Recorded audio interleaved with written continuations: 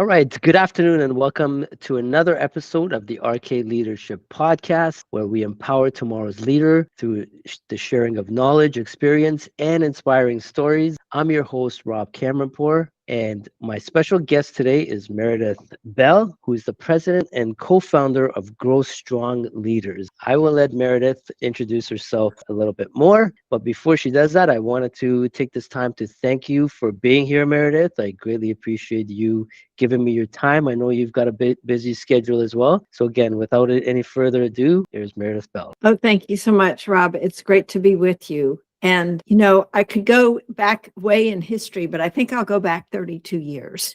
That's far enough. Fantastic. As you mentioned, I'm the co-founder of our company, Grow Strong Leaders, and my two business partners and I have worked together now for 32 years. Wow. And initially we did consulting, and eventually we decided we wanted to scale and have greater impact by offering software products that could reach more people. And so our first one was 360 feedback. And just last month, in January of 2024, we celebrated 30 years of introducing our very first 360 feedback product. Wow. So we've been in this business a long time and feel that that is so important in helping leaders find out where their strengths are and where the opportunities for them to grow, learn, and change behavior that will make work life better for everyone. And then the other piece that we have for leadership development is on the development side, where we've created an online tool with videos and books and peer coaching partnerships to help people really strengthen their communication skills. Because, that's a key reason people leave a job, is they are so unhappy with how communication is handled, and in particular between themselves and their bosses. And so we are just on a mission to help people transform the way they communicate with each other, so they're not only more fulfilled and happier at work, but also with their families, because these skills carry over into every aspect of a person's life. I also have a podcast called Grow Strong Leaders, which I've had for 4.5 years, where I interview leaders who are really committed to their own development, and also to the giving the people who are in their either team or entire organization opportunities to grow and learn. Because I fundamentally believe that's a core aspect that brings fulfillment to each one of our lives when we can grow and learn. That's right. No, absolutely. Thank you so much for sharing that with us. I've got a lot of questions around some of these areas, but I just want to focus one thing at a time. So first off, I want to know more about your 360 feedback system, and why should organizations be using this, and what impact does it have for the leaders and the organizations, Meredith? Great question. So let's start with why having something like that. The fact is, every one of us has areas that we're blind about in how we come across to others, whether it's not really fully appreciating the things we do well that people want more of, and also, though, the things where what we do or say creates problems for others. And typically those are blind spots. We don't realize we're doing it. Most of us would never do those things if we realized the impact that we were having. And so that's a reason for doing something like 360. And the reason we chose to focus on that particular technology is because it's such a time efficient way to get this kind of information. It's very time consuming, and some organizations do this. They'll bring in an executive coach who will have individual one-on-one interviews or conversations with all the people who interact with a specific leader. And that is certainly one way to do it, because you can notice, nuances in someone's response or go deeper with their answer to a specific question. It's not practical, though, as an approach to use with everyone or all the leaders in an organization.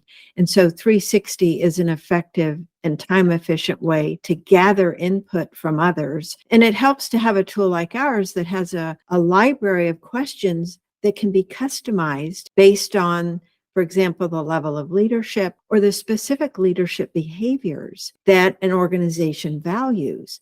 because that can vary from one type of organization to another. So one of the reasons we've had clients that have worked with us for more than 20 years is the customization capability of our particular tool, so that you can either use our questions as is, edit them, or not use any of them and add your own. So there's a lot of flexibility with that and many other features. But the benefit is that people then receive this report where there are anonymous ratings and comments, but they're organized by the types of raters. So you may have breakouts, say, from manager, peer, direct reports, different groups of people that have firsthand knowledge of that leader's performance and behavior. And the other thing that makes it nice is with ours, you can actually assign certain questions to certain rater types so that they're not presented with questions for which they have no firsthand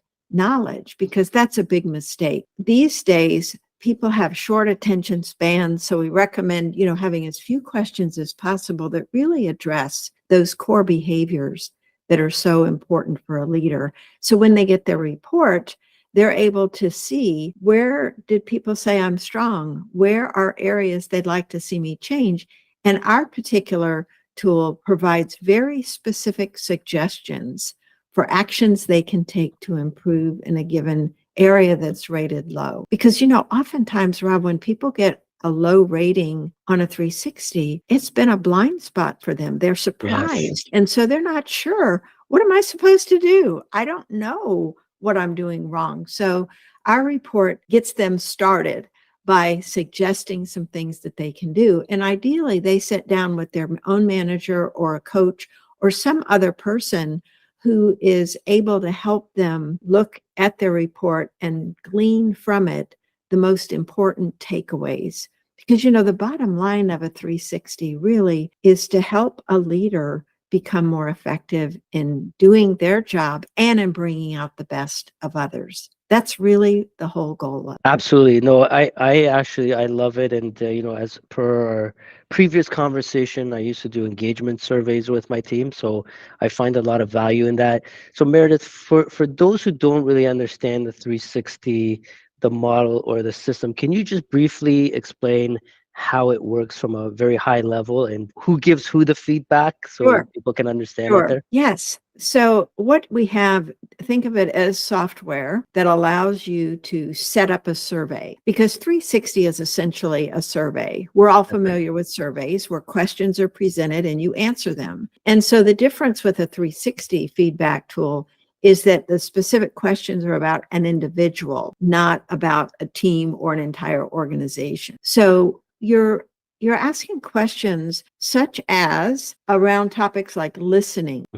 Does the person listen without interrupting? Does the person, pay attention to the feelings being expressed, not just the words, by how they respond? So these are observable behaviors that are included as questions. So somebody doesn't have to try to guess what the leader might have been thinking. They're only, if they're done well, these kinds of surveys only ask questions that the rater would have firsthand observe someone doing. Another one might be delegating. Do they hand off without checking in on a regular basis or too frequent a basis, so it feels like being micromanaged? Excuse me. The idea here too is to, as I mentioned, break it out by different groups of people so that the peers, for example, may not have experience with the person's delegating skills, so they wouldn't be presented with those questions. That's right. That's one of the important aspects of customization, is allowing for people to only see the questions that are relevant to them.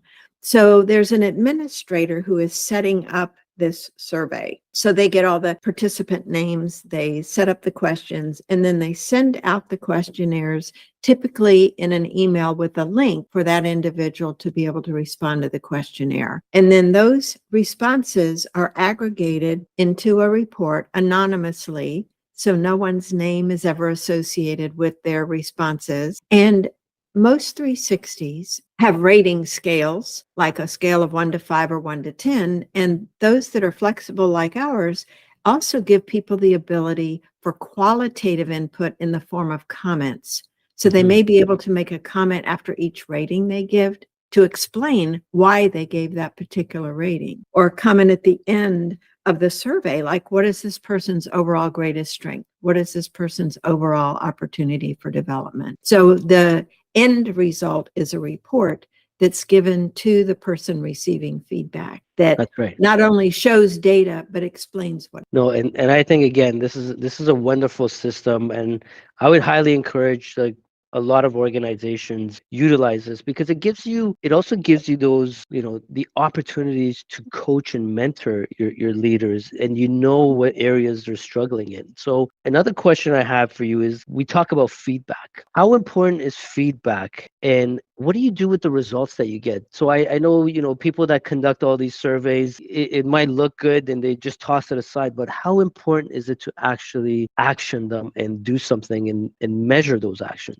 Rob, that is the most important question, I think, around 360, because if you don't commit Hmm. to follow up afterwards, you might as well not do it, That's right. because that's where the rubber meets the road. That's where behavior change can actually happen. Yes. When someone receives feedback, that's just the first step. Then they do need to meet with someone who's going to help them create a plan for developing, whether that means signing up for a specific course or receiving coaching for a period of time. But something needs to happen that causes that person to make a commitment to implement some of the changes that were requested in that feedback. And one of the most powerful things that a leader can do, we've seen this over the years, is for that leader to sit down with the people who gave feedback and share what they learned. Yes. Here are strengths that I didn't realize I had, that you want more of, and I'm committed to doing that. Here are some areas where you indicated I need to improve. I can't do them all. So here are the things I'm committed to doing, and I need your help, right? That to me is such an important piece where I can't do this alone. So let's just say I got feedback about interrupting too much, not letting people finish their sentences. So I could ask for them for help simply by asking them to either put their hand up like a stop sign or Yes. say, I wasn't done yet. Please let me finish. So asking for help as ways to keep that person aware of where they're still doing that behavior that's causing problems. And the thing it does is it engages everyone. People are eager for the individual leader to change this behavior. And so the fact that the leader paid attention to the feedback and is now acknowledging a need to improve and asking for help, what that does for the morale of the whole team is amazing. And so that willingness to be open, honest, vulnerable, Yes. and ask for help is a key part of success in this whole process. Marshall Goldsmith talked about that in his book, What Got You Here Won't Get You There. He's a big believer in 360 feedback. And so this idea of going back to people and asking, how am I doing? What could I do to be even better in this area that I've been focused on? Are you Yes. seeing any difference? That kind of going back to people reinforces to them that you are committed to this process. And you know what else it does, Rob? It helps them realize they can own up to their mistakes too, or places where they aren't perfect. So it creates that psychological safety, Yes. that openness that's so important to freeing people up to giving their best at work. Absolutely. No, I couldn't agree with you more, Meredith. And I think you nailed it when you said we all have our blind spot. And we're not aware of where our weaknesses or opportunities lie. And sometimes we don't even know where our strengths really are because we only see a piece of ourselves. We're in our own little bubble. And I think this is again a fantastic way for leaders to be strong enough and have the courage to say, hey, I'm open to self-improvement and I want to grow. And leadership it's about constant growth because I don't think you ever master leadership. You're always Mm-mm. striving towards it, but what does mastering leadership really mean, right? So I think this is an actual like fantastic tool, and I would definitely be on board with something like this, and I'd highly encourage, like I said, organizations to get this. Now, Meredith, when people talk to you about, okay, I'm investing this much in a system, what's my ROI? How do you quantify an ROI with organizations, or does that, come up at all with? Well, it does come up. And I think there's not the same kind of ROI that you might look Yes, at with other kinds of tangible investments that you make. Because that's right. with leadership development, there are a lot of variables that come into play. But one of the things you can do with 360 is you can give an assessment, let's say in January, and do a reassessment in December with the same individuals receiving feedback and the same people giving feedback.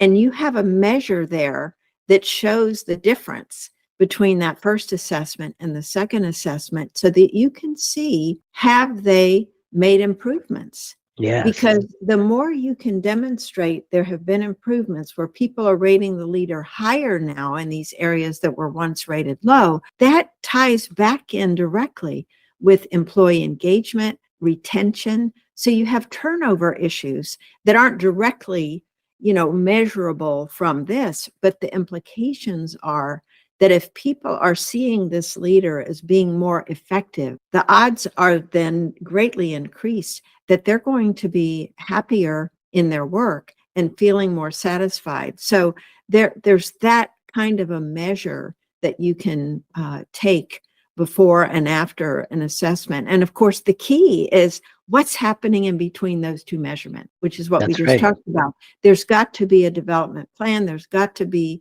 a commitment to making changes, or those scores are going to be the same in between. So that's an important, I think, decision point, discussion point for an organization to make. And something I forgot to mention up front to make the whole process of 360 go more smoothly is educating everyone up front about the purpose of this so Mhm. that people aren't just one day receiving this questionnaire and not having any context for it, but to explain why we're putting 360 into place for both the leaders who are going to receive feedback and anyone else that's involved in giving feedback so that you ensure that the feedback that's given is high quality because people understand their responses are anonymous, that they can share comments, and that the purpose is to give the leader some ideas of what's needed going forward. So we're not trying to rehash the past. We're looking at where do we want this person to be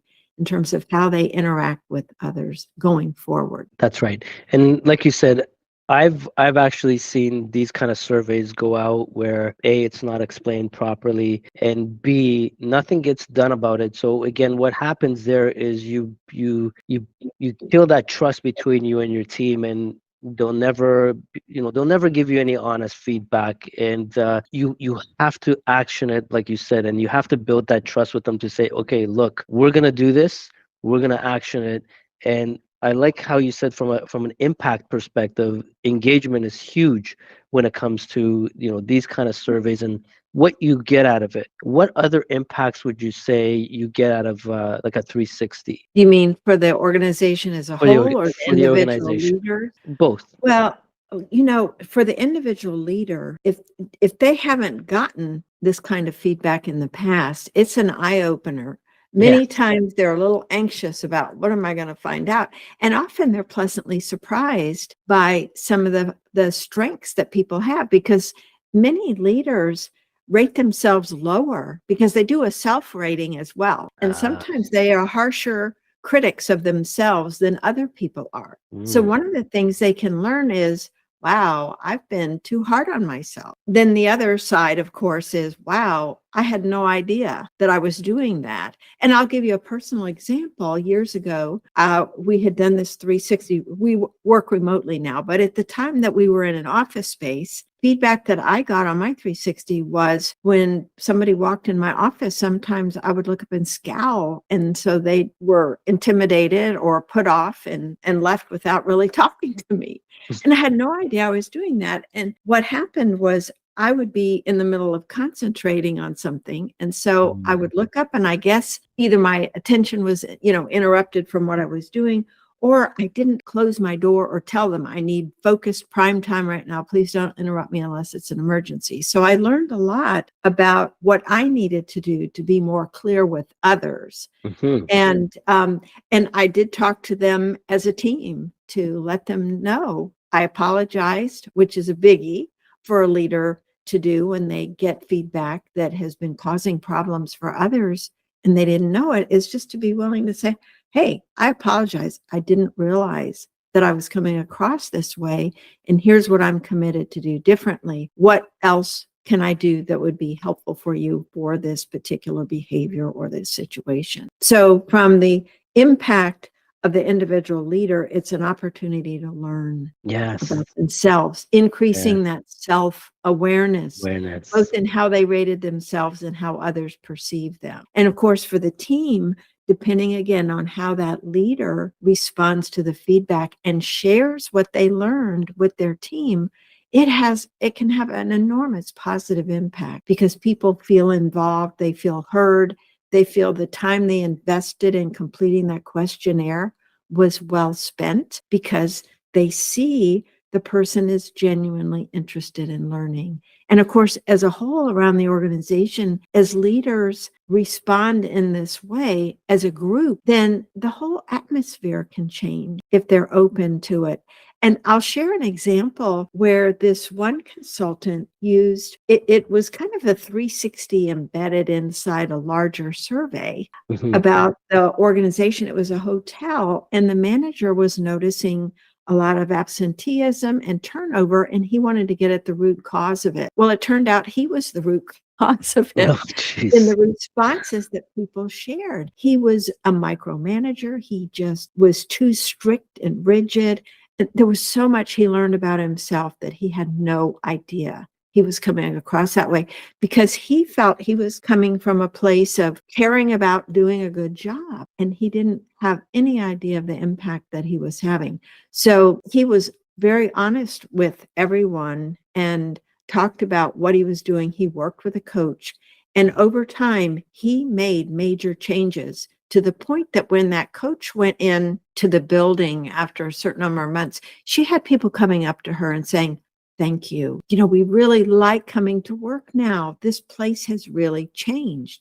He Nice. made that commitment and he was honest, open, and vulnerable with others to say, hey, it's on me to make these changes. And so over time, they came to trust that Yes. these changes were real and were lasting because he had at the core of his values that I care about other people, but his behavior was not demonstrating that. That's And it right. was undermining trust. So it's that kind of impact that can have not just on the lives of the people doing their jobs, but guess what happens when they go home and they're Yes. happier people and not feeling so stressed Yes. out and unhappy with what's happening at work. So the ripple effect of this kind of information is life transforming in a variety of ways and areas.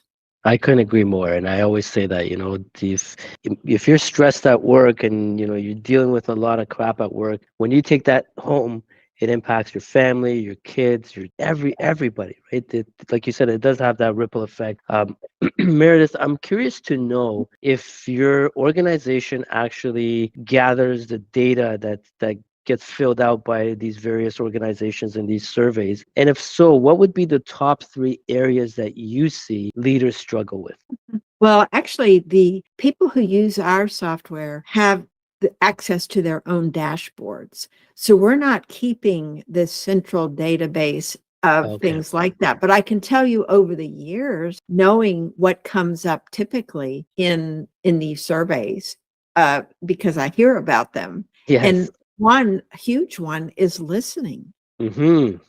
The lack of giving full attention to the person, trying to multitask. And I can guarantee you that that is something that the human brain is not designed to do. If you are checking an email while someone is talking to you on the phone and they can't see you doing that, you're not hearing what they're saying at the moment you're reading. that email. It's just the way our minds work. We can only focus on one thing. That's right. So that's a key area that comes up, is not being given enough attention when I'm talking to somebody, and also not feeling respected in Mhm. terms of the listening that's done, either by interrupting, by talking over, by finishing sentences, by not even in a meeting setting, not calling on a person or listening to someone's perspective unless you're one of the kind of favored ones on the team. There are so many areas around listening. Another biggie is feedback, where unless it's the annual review,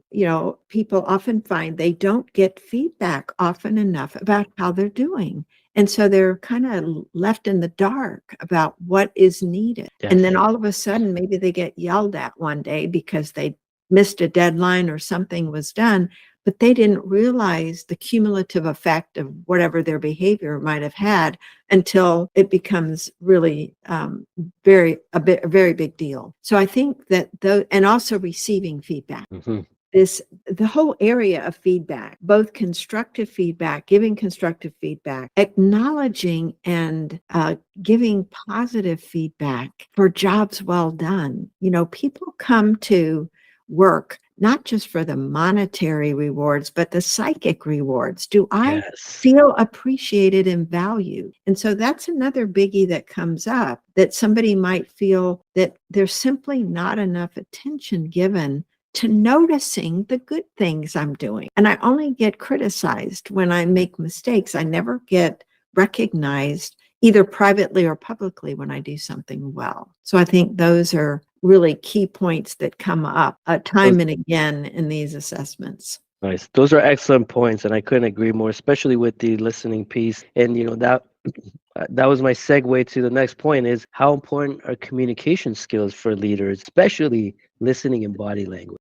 Well, communication skills are right at the top of the list. Yes. When you look at engagement surveys that are done organization-wide, communication often comes up as the number one issue, that people, either their boss is not communicating clearly, they don't feel they are listened to from the larger organization. So listening, I'll tell you, it's the secret, Rob. It is the secret to Yes. forming strong relationships with people. And you know why? Because so few people do it well. Most people think, oh, I'm a good listener, but are you? I would challenge everyone, because I'm on this journey and I've been on it for over 30 years of listening well. And I still get caught short, on times, because I'm human. We are all Yes. human. But if we can really look at slowing down so that we give the person our full attention to such a degree that they feel like they're the most important person in our world at that moment, that means with our eyes, with the body language of the listener, paying attention to the body language of the speaker, but we're communicating without words. I'm with you. I'm with you. And so when we do respond, it shows a level of listening, because we're really working hard. And by the way, listening is not easy. It's a hard skill. I hate the word soft skills, because these are some of the hardest skills. I call them power skills now, because listening is truly powerful when done well. Because when any human being feels that another person really gets them, because they're able to state back, here's what I'm hearing you say, here's what I'm getting from what you're expressing to me. If we can really capture not just the words, I'm not talking about parroting back what they said, but capturing the emotion behind their words, so that we can say, it sounds like you're really frustrated right now with this, or I can tell you're very angry about what happened here, and give the other person a chance to respond, whether we got it or not. They might say, yeah, I'm angry, or no, it's not that. Honestly, I'm hurt. So we're opening the door for them to tell us more. And another aspect of listening that's so critical is simply curiosity. Yes. And that means asking questions out of a genuine desire to understand more about what's going on, and to keep an open mind. To me, curious is, well, tell me about that. I want to hear more. I want to learn more.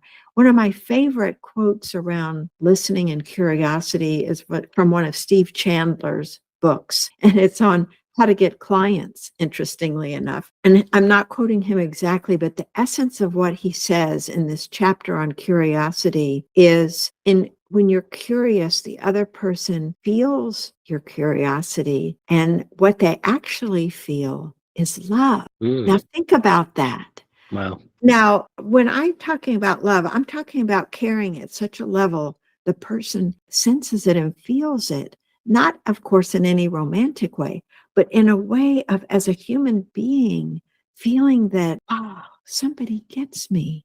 That's right. And that kind of commitment to listening until you do have the message of what the other person is saying, that takes work. And other people who are trying to speak appreciate it when you give voice to what they're trying to say and help clarify their thinking, because all of that ends up leading to greater results, greater relationships. Yes. You Yeah. know, a happier workplace where people want to give their best because they've got somebody that they see is in their corner. Now, having said that, I want to emphasize that that doesn't mean being soft with them and letting somebody get away with things. We still want to draw out the best of them and challenge them to be their best selves. And we do that by demonstrating that we see the greatness within. Yes. It's so easy to criticize where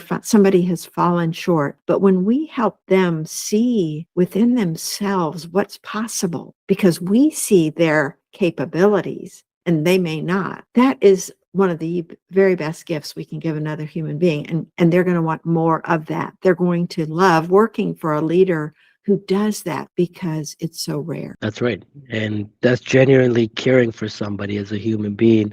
And it's part of that growth and development that everybody wants. You know, it's very rare that you see people content with staying put in, you know, in one level. Everybody wants to grow and develop to something. And you as a leader helping them, you know, that's where they appreciate what you've really done for them. And it's being able, like you said, to listen to them carefully, actually listen to what their wants are, what their goals are, what they're determined to do, and help them build that roadmap for them. So those are excellent points, Meredith. Now, another aspect of leaderships that, you know, in the organization and what they deal with is conflict, workplace conflict. How do we deal with conflict as a leader, and how would you train a new leader to handle conflict? Well, I think the first thing is to help them recognize it's natural. Anytime you have two human beings working on something, you know, whether it's a spouse, a coworker, a leader, direct report, whatever the relationship is, there are going to be differences. Yes. So not viewing it as something to be dreaded or avoided, but an opportunity to really learn and understand where someone else is coming from. So in order to deal with conflict effectively, I think there's a couple of things to keep in mind. One is it's not personal. You know, it may seem like it's about you, but there's something that other person wants and needs that it's important for you to discover what that is. So we always talk about, you know, what somebody says they want, if it's in opposition to what you want. And conflicts are typically related to actions. You want this action, they want that action, as opposed to opinions. You know, this is something we need to get done, but we have conflicting ways of the result we want to see or how we get there. It doesn't matter, but there's differences. So one thing that is tempting to do is sort of like what some parents do. You're going to do this because I said so, right? Yes. I'm the boss. So that is not an approach that works well with kids, typically, or definitely not with adults. So it's this idea of being open, not feeling that opposition to your opinion is a threat to you. So getting your ego out of the way so that you're able to use that skill we just talked about, listen and find out what's the real need behind the want that they're stating, because there's something deeper going on there that's important to find out. And by doing that and sharing what our real need is beyond what we're stating we want, if we're both willing to be open and vulnerable to share that deeper need, then it takes us off digging our heels in for our respective position. Because if one person in power, especially, says it's going to be my way, then that's a win-lose. I win, but the other person loses, and ill will, resentments, all kinds of negative things can come from that. You get the short win, but a long-term, loss. And Yes. so the ideal is what we call collaborative, where it's a win-win, where both people feel like, and that's not the same as compromise. Compromise is I'll give a little, you give a little. In a win-win collaborative approach, what you're both willing to do is set aside your specific stated wants for the moment and explore what are some other ways we could get to that goal that we haven't considered yet. And you brainstorm options. Mm-hmm. And from those, you talk about which ones would be acceptable to both of you, that you would feel good about saying, giving a thumbs up to that, not just a sideways, but I can support that. And so going through that process requires not judging any that happened in a brainstorming session, because remember, brainstorming is for generating ideas, not judging or evaluating them. So you get all the ideas on the table, and then you take the pros and cons of each one and decide what would work for me. In the process of that conversation, you can often come up with an idea that really does work for both of you. It requires a willingness to set aside the need to be right and have Yes. your way. I think that is so critical to conflicts.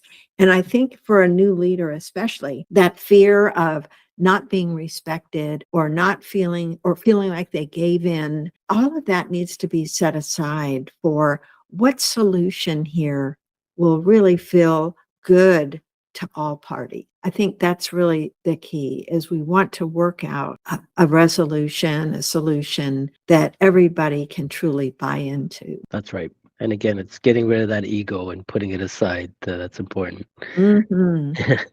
Now, I know you've been probably asked this question many times, so I'm going to ask you again. You mentioned that you've been, partners in in your organization for about 32 years now. So my question to you would be, and that's longer than some marriages and relationships and partnerships in business. What is the secret to, and when we talk about conflict, communication, and all that you put together, how are you guys, the three of you, able to keep that partnership for such a long time?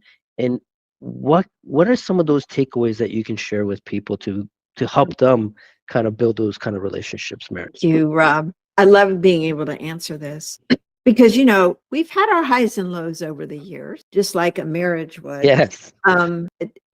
But I'll tell you what is important from the get-go is shared values. Mm. We had the commitment to build a company that had a positive impact on leaders. And in terms of how we treated our employees, how we treated our customers, we needed to be aligned in those values, being fair, doing the right thing, even if it cost us, being willing to acknowledge when we've made a mistake as a company, to all those that were impacted by it. So that the stated values, it helped. I will tell you that Denny and I had been teaching communication skills for a while before we came together. But he and Paula and I, all three of us, had worked on developing communication skills. And I think that's been a big secret for our success, because we don't let things fester. We Nice. bring it out. We talk about, I really didn't appreciate the way you talked to me in this particular setting, or I don't agree with this direction. And so we have a very collaborative approach to decision making, and we talk it through until we all are in agreement with specific decisions that we make. And I think that that's important. One of us hasn't felt the need to have power, over the others. We each have our own unique roles. And what's been beautiful, Rob, is over the years, we've refined those to the point we really each get to work in our zone of genius. And that has been so fulfilling. I'm the marketing and salesperson, so I love forming relationships with people and being able to share about what we offer. Denny is the writer and just real strategic thinker. And Paula is amazing on the technical side. Our clients love her. So we express appreciation to each other too. I think that's another key, is not taking each other for granted, to actually say, oh my gosh, that is a superpower of yours, or you are the best at this, and genuinely meaning it and not assuming they know it. Because again, we all desire to feel that we matter. Yes. And knowing that we each have our unique contribution and positive impact in the company is very gratifying. And honestly, we have a very deep love and respect for each other. After all these years, I consider us close friends in addition to, business partners. And so we've just shared a lot with each other. And I think that willingness to be vulnerable, to say, gosh, I'm struggling today. I really need your help with this, and not feel like I'm going to be criticized. Instead, I know I'm going to be supported and lifted up. And I think that's really a key, when you have each other's backs. Yes. And I'm not concerned about them saying something negative to me to somebody else, because they would say it to me first.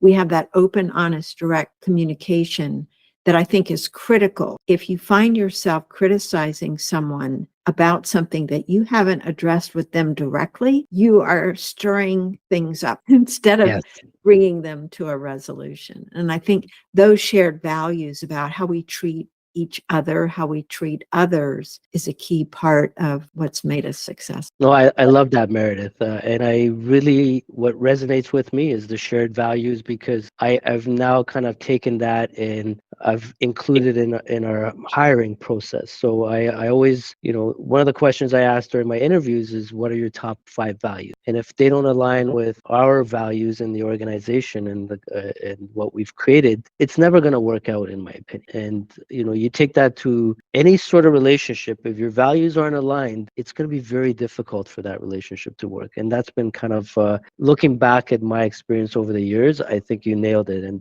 the other stuff, appreciation, love and respect, having each other's backs, those are some vital points in any relationship. So kudos to you and your partners for being able to come up with that and lasting as long as you guys have lasted. So that's a great it's a great news story to me. And I think it gives a lot of people hope that, hey, there are people out there that have those relationships that are lasting that long. So again, kudos to you, Meredith. Thank you.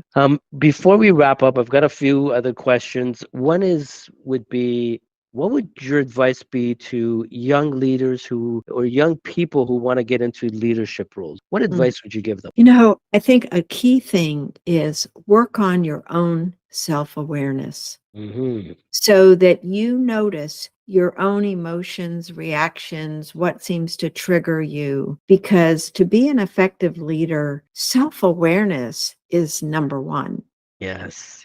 So that you can manage yourself. It's all part of emotional intelligence, right? Yes. This ability to manage yourself, because you can't really manage others or lead others effectively. And so I would also advise them, circling back to what we talked about, to learn how to become a deep listener, so that others really understand that you're working to get their meaning, not just the words that they're saying. And develop a curious spirit and keep an open mind, because it's too easy to form an opinion and then stick with it and try to convince everyone that's the right one, when in fact there's so many ways you can learn from others. So if you stay curious, keep your mind open, that you don't have to have all the answers. People aren't looking to you to have all the answers. They want guidance, direction, but they also want input. So I think those would be some tips for someone who's a new leader that I wish I had had when I was starting my own leadership journey.